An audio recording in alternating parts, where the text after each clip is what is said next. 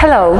Today in West Information Front we have a guest, Head of Office, representative of the Secretary General of the Council of Europe on the coordination of cooperation programs of the Council of Europe, Mr. Stene Nьорлов. Thank you. Steve, nice to meet you. Nice to meet you. And what are your impressions from the visit to Ukraine?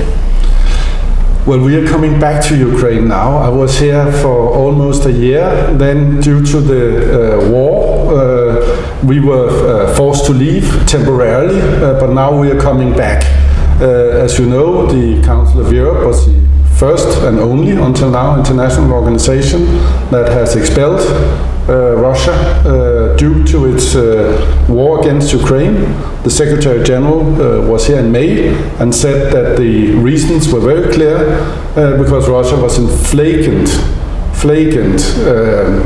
opposition to both the statute of the Council of Europe and, of course, of the Convention for Human Rights. So now Ukraine is still a member of the Council of Europe, still a member of the Convention for Human Rights, still trying to improve its standards, which is what we are helping with, whereas Russia, for now, is doing the opposite. So I think that speaks for itself. Very good. Tell me please, which chances have Ukraine to become a member of the European Union? I'm not representing the European Union, so I think everybody has a chance. But I think you need to ask the EU about that. What I can say is that what the work that Ukraine is doing as a member state of the Council of Europe helps that process, because many of the standards that the European Union is applying has been developed in and by and agreed in the Council of Europe, and therefore all the work that Ukraine is putting into meeting these standards as a member of the Council of Europe will help Ukraine move forward in the process of becoming a member state of the European Union. But the decision, the technicalities, you have to ask them about. I understand. Today you had a meeting with Maxim Kozitsky. About what your conversation and which kind of collaboration will be in the future? It was very good to meet Maxim again. Last time we saw each other was 31st of January. The world was different. The world changed on the 24th of February, as we all know. He told me about the challenges that the Lviv region has had due to IDPs, but also how they creatively have resolved many of these problems. Of course, he said he was interested in working further with the Council of Europe on especially youth, children, civic participation, which is a democracy tool, and basically he said with a big smile, which I think was very encouraging also for the process you talked about before. He said there is a war, things are more difficult, but our agenda has not changed. We want to meet the standards and move closer to Europe. So we are continuing the work that we continued collaboration with our countries. The collaboration, absolutely. Our next question is: how does the Council of Europe react to the fact that the court of the territory of DNR handed down 3 death sentences? It's a terrible situation, really.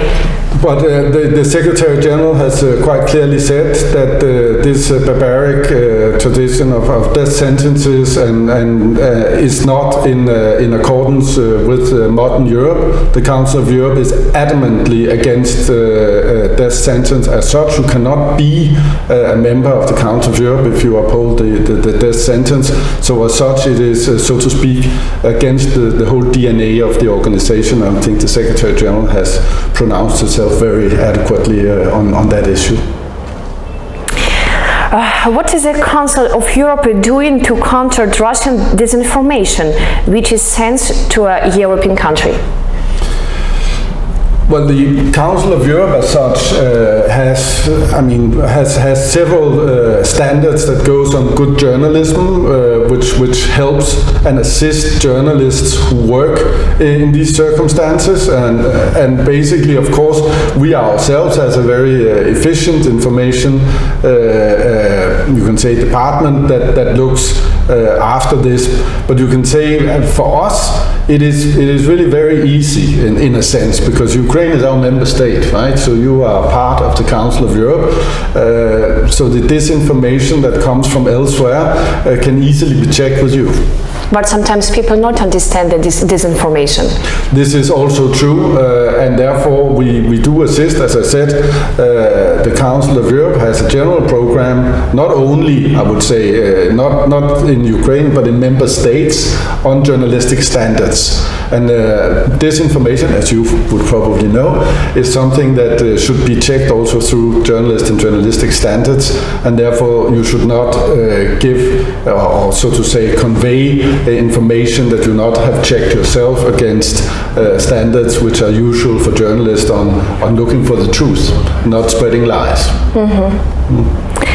How can you punish a country whose soldiers are massively violating human rights and all possible law in the occupied territory? Yeah, this is, of course, there are the international, there are the international instruments. The investigations are ongoing now. We are assisting the Prosecutor General with advice on the judicial process. Of course, the Human Rights Commissioner has visited Ukraine and documented some of the, I say some because unfortunately, we do not know the full scale of it yet. This is a sad thing, but some of the atrocities that has taken place, and of course all of this evidence will be gathered, and then it will be seen which court or which forum will take care of it. But they are different. It's a relatively complicated because there are different layers. ICC is involved, as you know, the International Criminal Court. They have investigators. Of course, some of these things can also be pursued by national courts, depending on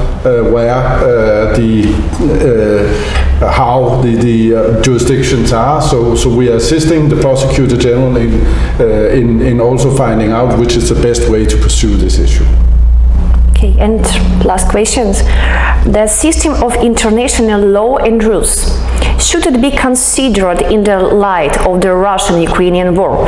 Because it has shown that there are no international norms for barbarian countries, and the wild wars has no influence on the armed aggressor. It's a very pertinent question that you are raising. I think it's evident that, as I said, when I say that on the 24th of February the world changed, I don't say this lightly. And I think many have tried to express this, but the basic fact is what we are seeing now is, how should I say, a state that leaves all the norms and the standards that we have built up since the Second World War, basically in order to prevent something like this from happening. And now, as you correctly say, you say a flagrant violation of these standards, which is also the Council of Europe in the statute and in the convention, and how we can do it.